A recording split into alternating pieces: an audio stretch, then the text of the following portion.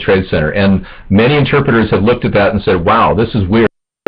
Why would they misinterpret such an important thing? They made it seem like Osama bin Laden had done the dirty deed. You see, what happened was Osama bin Laden was created as the big bad guy, the dark force, kind of like Darth Vader. Luke, I am your father. He's kind of like that guy. And they create these people, dark figures, in order to fuel your fear of terror, which makes you want to fight wars. So they've justified their military-industrial complex in order to get the funding and the support of the American people to fight more wars and kill more people in order to sell ordnance, munitions, rockets, cruise missiles. The recent attack on Libya is a classic example of this, and Obama is doing the work of the IMF in doing so. He is essentially doing whatever they tell him to do, and the IMF wants control over Muammar Gaddafi. They want to take control over Libya because they want his gold, his oil, and his water. And they want him to be under their thumb because they've got a central bank, and they want control. Now, Obama is part of that little loop of central bank puppets. Tim Geithner is another one. Tim Geithner studied at the Kissinger Institute, and a little-known fact about Obama, he worked at the Kissinger Institute too. And nobody knows that. Obama, Tim Geithner, the Kissinger Institute, the Council on Foreign Relations, it's all pointing to more war. And that's why we're in 3 wars right now. So you need to do your part to get this third party going. Because the only way we're going to stop these people, these tyrants, these warlords, these mega corporations, this corporatocracy that's taken over and hijacked our democracy, is if you get out and talk about America's third party. That's what this is about. Yes, we need your support. Okay, I'm going to step out for a second. Thank you, Star, for your information over the weekend. A dad killed his special needs son, and they got the dad. That's very, very sad. Very sad indeed. All right, I want to thank everybody for watching America's Third Party. We are going to be on live for another half an hour, and now I can talk to you a little bit about, well, Cordova, David thinks that he should start from the top. I am considering a local run, but I'm just so busy with what I'm doing with America's Third Party that I haven't put together any kind of run for myself. It's just, and besides, I haven't had any donations for myself either.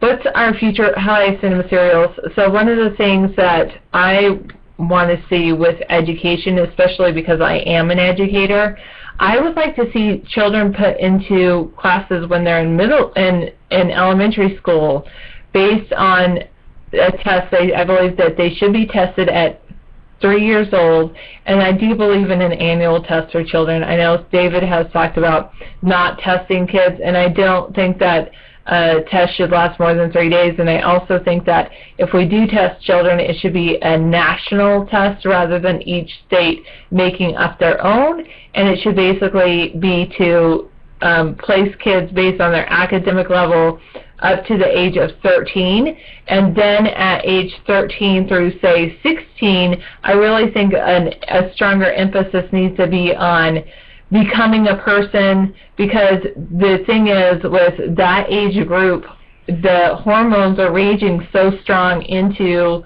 the children that they can't focus on academics. Okay, here, I'll put my hair back. How about that? Then, you know, there you go. Is that better for you? 13 meows. Should we also take out bad teachers, aka limit the power of the teachers' unions? I do believe in limiting the power of the teachers' unions.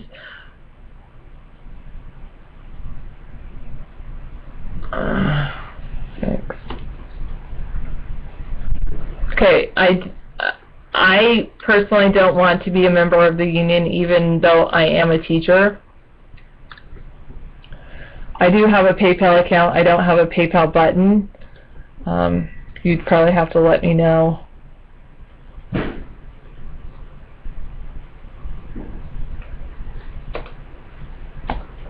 There you go. That's my personal one. I know because, Rocky, I have PayPal buttons for David Jon Sponheim for president. I have a PayPal button for America's Third Party for president, or America's Third Party, so you can PayPal those. I think that person was asking for my own for my office. Yes. And I actually closed out my bank account, but I can open it up again only if I had enough to actually run for an office. See, here's the thing, Pachin B. I believe that kids, like I said, under age 13, they should be placed on their academic ability rather than on their age. And what we do right now is we pass kids. We advance them to the next highest grade, even though... Sounds like you have a lift. You pass them? Is that what you said, pass them? I said we passed them. Passed them. Oh, I'm sorry. Okay, go ahead. No, Rocky, I ran in 2008, and I wasn't actively seeking donations since 2008. Right. What office are you running for, Graybeard? The office of condemner? Social executioner? You fancy yourself as some sort of a cult leader. You probably want to have 3 or 4 wives worshiping your every move. I know, I'm getting excited. Not getting you excited, not me. No, I do not believe in gas chambers. High school students can tell me to keep them in school. I believe in lethal injection. I would say, WTF, what we need to do with high school students is actually engage the local community and the local businesses more, and actually, with those, have them do things like community projects where they actually learn a skill that they can have when they graduate from school. Right. It's nice to train people and give them some sort of a... Joe Rogan Experience Podcast. Why didn't you? We need to write that down. You should go on the Joe Rogan Experience Podcast. You will totally have you guys in the show. Twitter him. Okay. Fleet Mansions, thank you. Please write that down. Joe... Okay, so the... Rogan Experience Podcast. All right, so what I believe with middle school, I already said, and what I believe with high school is that there should be more community involvement with businesses, and also at the college level as well. There should be more community involvement as well. Okay. All right, now I have a little tip for all of you. When taking a test, I have a beautiful little snack treat for Sarah. Okay, for the paper. He offered a radio interview. Yeah, I would love that. Anyway, we have these beautiful blueberries, and I got to tell you, if you really want to do well on a test, these are the things you want to consume right before you go into the test, for real. They are one of the most powerful antioxidants, and they improve oxygenation to the brain, which helps your brain think. I'm just giving you a little tip. You know, you don't want to go out and take speed or these new designer drugs or something. You want to take blueberries.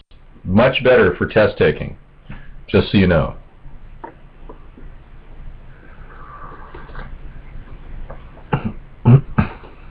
Okay, great. Yeah, I wasn't aware somebody had a radio station. He never told me he had a radio station, as I recall. This is the first time you've ever told me you had a radio station, Cordova. Okay, you want to have a blueberry? No. Oh, why not? Yeah, they're great. Yeah. Now, she doesn't want one of those. Okay, I'm just going to have one. I'm going to have like 3 or 4, I think. I'm awesome. Thank you, son, sir, for helping out in your son's school. I think room moms are very good. They are organic berries, Potty and B, yeah. I love blueberries. I just had a really big meal earlier. The Islamic side of the Holocaust. Okay. Hitler went after Islamic people as well? Is that what you're saying? Hitler really went after Islamic supporters?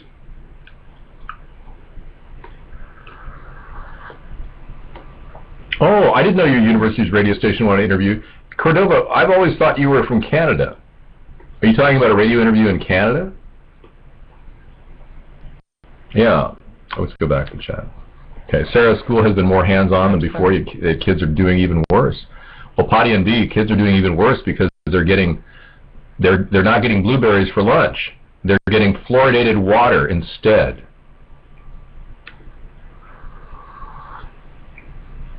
I would never force you to conform. I believe in free will, the rights of the individual, and more importantly, the Bill of Rights. I believe in what this country was established. You know, our whole experience is framed by our freedom that we enjoy in America, and many countries don't have this freedom. I couldn't do this in China. I would be hauled out and probably sent to a death mobile. It's funny, even though somebody said they don't exist. Something about the keyboard, but anyway. I have never had a conversation like that with Cordova because he's always been off. He's off in another era. Thanks. Just email me, Cordova. americasthirdparty@gmail.com. You're now current time now, Cordova. You finally come back to present day. I'm not a socialist, Duhab. Far from it. In fact, I fought against communism and socialism as a young man. I truly believe that our plan is not socialism. It is hybrid capitalism, and it's a brand new concept that we're going to be introducing in a book, which will be released by the end of the year. I'm sure he will Pachun B once it's legal, but he doesn't engage in illegal activities. Pink Punk Bunny, wow. I won't do it even when it is legal.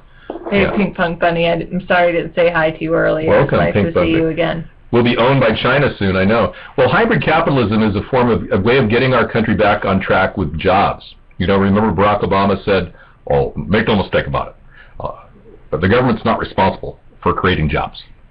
Well, I think it is, and I think Obama's wrong. I think the government should get involved in building up certain small companies, get them started in solar power design, installation, wind power design, installation, home rebuilding, remodeling, renovating with a homestead renewal plan, and the government can compete in the private free market and will become less of a regulatory agent and more of a competitive agent. So we'll be leading by example, saying, oh, okay, if the government can do it, then other people can do it too, and we won't have an unfair advantage. We won't allow that. We'll play by the same rules that private corporations play by. What are there ways to get two keyboards into the same computer? It would help to have good parenting, I agree. That's always a plus for a kid. And you know, there's like a triumvirate, a relationship between the parent, the teacher, and the student. And that's really important, no doubt. That's a big part of education. But really, kids have to want to learn. They have to be inspired. They have to really see the benefit of what their learning is leading to. You know, when I was going to school, I was studying calculus when I was 14. I advanced to college calculus by the time I was 16. I was in college at 16. And I really did not see the applicability of calculus to my personal life, even though I was doing really well at it. And consequently, I didn't choose a career in math. I don't dislike Tavis Smiley. I don't like him because I don't even know him. I've heard him a few times. I would do an interview with Tavis. We are still going to do the seawater pipeline, yes, but we need political power to pull it off. How much gangs we have in America, I don't know the number. I know there's probably 10,000 militias in the U.S. You're a first-year teacher, and a lot of parents just don't give a crap. That's sad. I believe you, Cordova. I'm sorry that's happening. You're getting that first year getting jaded feeling, I know. Potty NB, I don't believe in academics. I don't believe in college academics. I don't support the academic community. I consider it a travesty. I don't believe that college is about education. I believe it's about regurgitation, kind of like vomiting. When you eat something, you regurgitate it. Well, when they feed you information in college, you regurgitate that on a test. Everything okay? Okay.